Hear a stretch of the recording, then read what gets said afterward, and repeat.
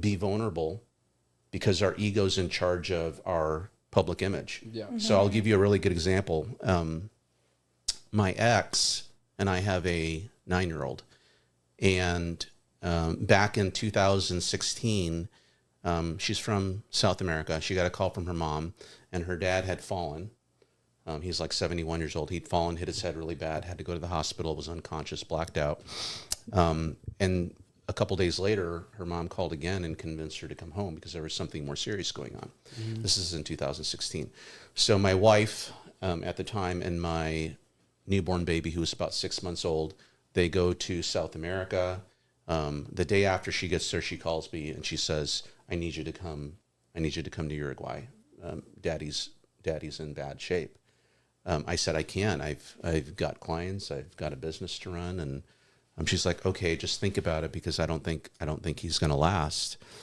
And I said, well, what happened? And she said, I don't know. We're going back to the doctor tomorrow. So long story short, he ended up having, he blacked out and fell because he had stage 4 cancer in his brain. Oh. He literally had like the cancer had metastasized around his brain. There was like a 4-finger tentacle around his brain that had metastasized.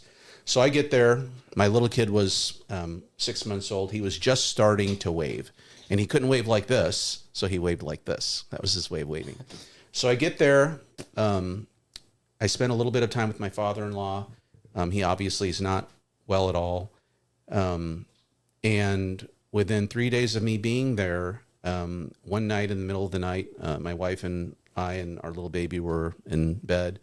And my in-laws were up like talking and laughing. And I looked at my wife and I said, what are they talking about at midnight? She said, I don't know. Just go to bed. They're having fun or, talking like they always talk. I had a great marriage. Been married for 47 years. Had 3 kids. So an hour later, my wife and I are woken up by my mother-in-law screaming. And my wife runs in there, and my father-in-law his breathing was really shallow. Mm-hmm. So we take him to the hospital.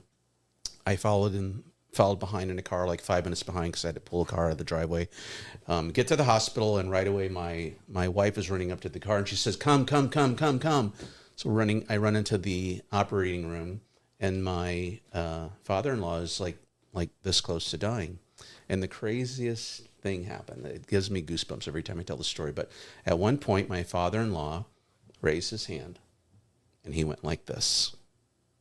Bye. Like that. And he was saying goodbye, just like my little boy was learning to say hello. Mm-hmm. And he died.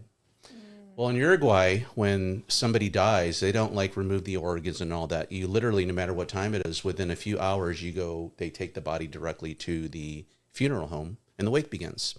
So we're at this funeral home at 3 o'clock in the morning. Sheesh. My wife and my mother-in-law are calling everybody from town. So there's literally, dozens of people walking, driving to the funeral home at 3, 4 o'clock in the morning. That's crazy. Goes on until 12. And finally the director comes up and tells me and my wife, you guys have to wrap it up now. It's about to end. Everybody needs to get in line and walk up to the coffin, pay their respects, and say goodbye.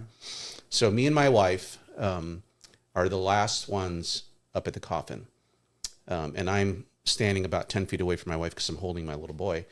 And this whole time that this had been going on, this last 24 hours, my wife was doing all this admin stuff, calling people, organizing the funeral, getting clothes together. And she had literally been bottling up all of her emotion. Yep. Up until that day, I had never seen her cry.